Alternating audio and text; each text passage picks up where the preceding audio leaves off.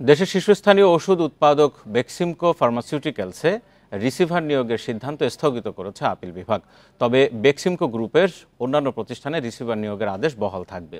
মঙ্গলবার বিচারপতি আশফাকুল ইসলামের নেতৃত্বে ৩ বিচারপতির আপিল বিভাগের বেঞ্চ এ আদেশ দেন।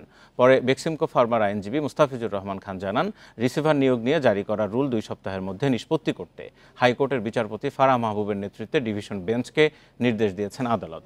এর আগে ৫ সেপ্টেম্বর এক রিট আবেদনের প্রেক্ষিতে হাইকোর্ট রুল সহ আদেশ দেন। এতে বেক্সিমকো গ্রুপের সব সম্পত্তি সংযুক্ত করতে এবং গ্রুপটির কোম্পানিগুলোর ব্যবস্থাপনায় ৬ মাসের জন্য রিসিভার নিয়োগ দিতে বাংলাদেশ ব্যাংকে নির্দেশ দেওয়া হয়।